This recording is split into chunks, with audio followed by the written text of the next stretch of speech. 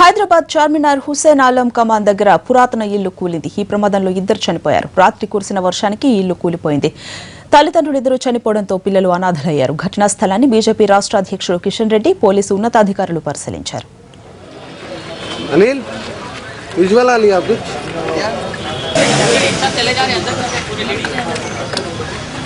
अच्छी बात है। अनिल से भी जा रहा हूँ अभी।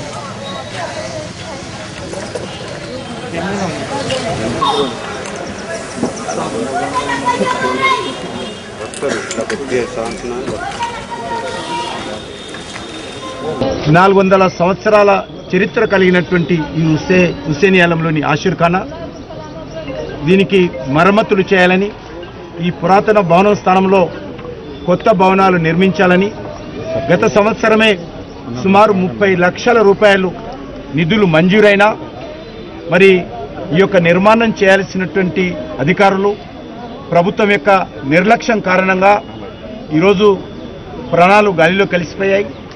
ఇది చాలా దుర్మార్గం.